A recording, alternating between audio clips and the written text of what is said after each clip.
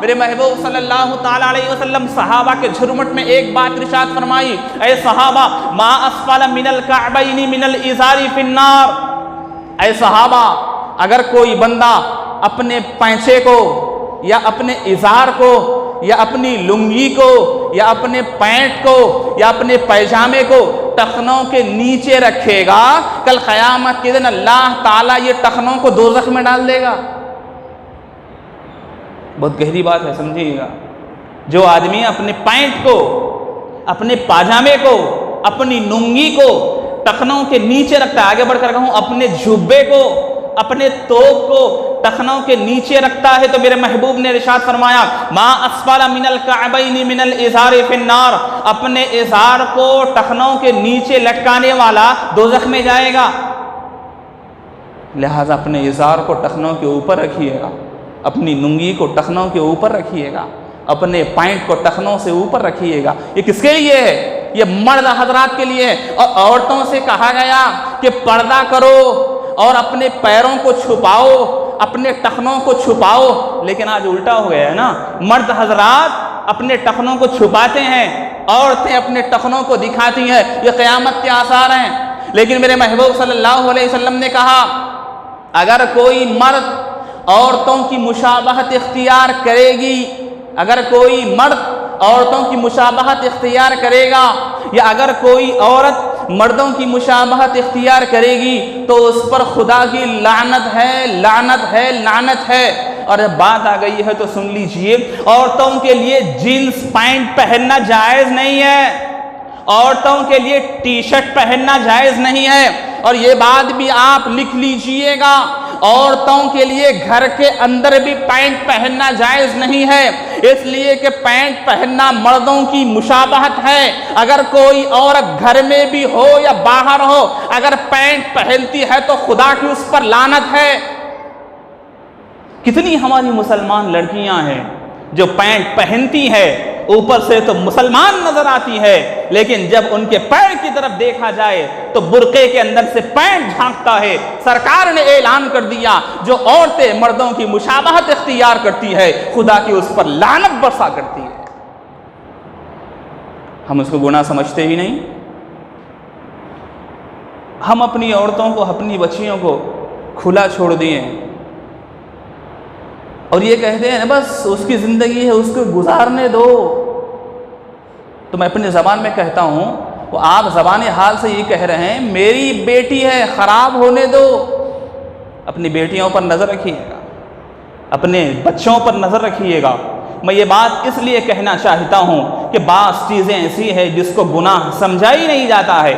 ہماری چھوٹی بچیاں، 2 سال کی 3 سال کی بچیوں کو پینٹ پہنایا جاتا ہے، انہیں یہ عادت مت ڈالیے گا، اس لیے کہ یہی بچیاں مستقبل میں جب جوان ہوگی تو باپ سے پینٹ کی خواہش کریں گی، باپ سے جینس کی خواہش کرے گی، باپ سے ٹی شرٹ کی خواہش کرے گی۔ اور یہ بات بھی یاد رکھیے گا، میرے محبوب صلی اللہ علیہ وسلم نے اعلان کر دیا عورت بلا ضرورت اپنے گھر کے باہر نہیں نکلے۔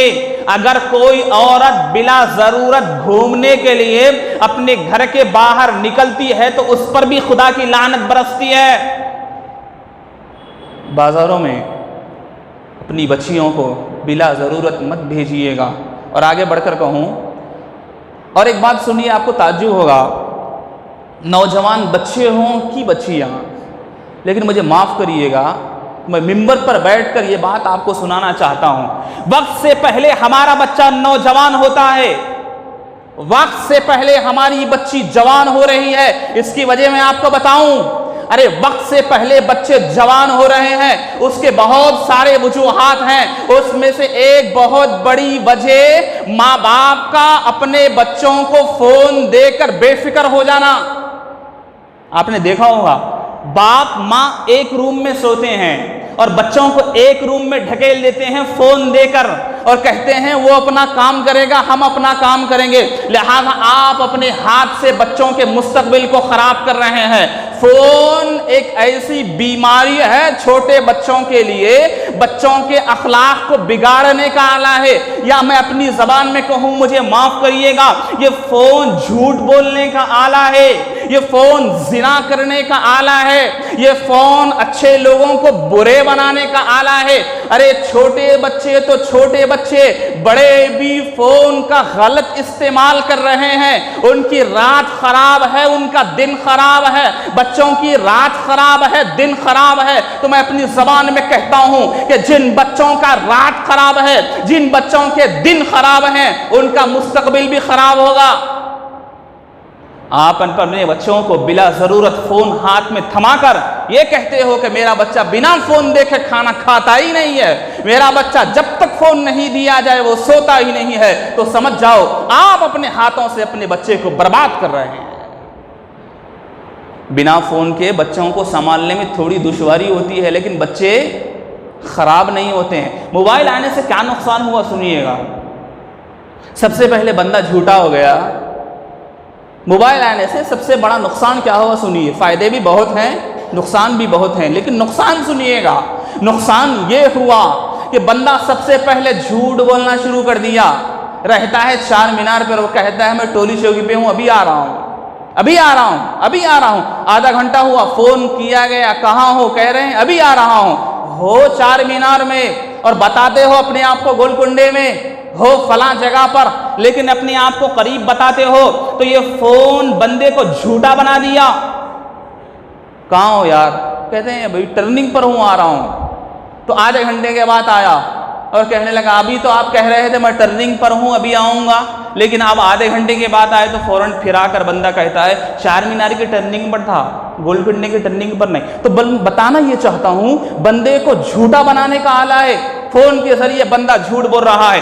آئیے اور ایک بات آپ کو سمجھانا چاہتا ہوں، بندہ فون کی وجہ سے زانی بن رہا ہے، بندہ فون کی وجہ سے زنا کرنے والا بن رہا ہے۔ کیسے؟ فوراً لڑکی کو فون کر کے کہہ دیا فلاں جگہ پر آ جاؤ، میں آپ کو وہاں سے پک اپ کر لوں گا۔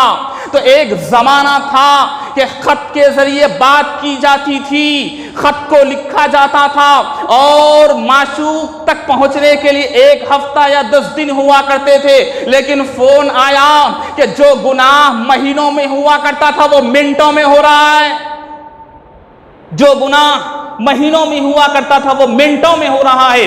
ایک لڑکے کو لڑکی پسند ہے تو آپ کو خط بھیجنا تھا، وہ زمانے میں وہ خط لڑکی تک پہنچے اور ڈاکیا اس تک پہنچائے، 1 ہفتہ گزر گیا، پھر جواب میں وہ بچی خط لکھے، آپ تک خط پہنچے، 1 ہفتہ گزر گیا، تو 15 دن دونوں کا خط پڑھنے میں ٹائم لگتا تھا۔ لیکن یہ زمانہ فتنوں والا زمانہ ہے۔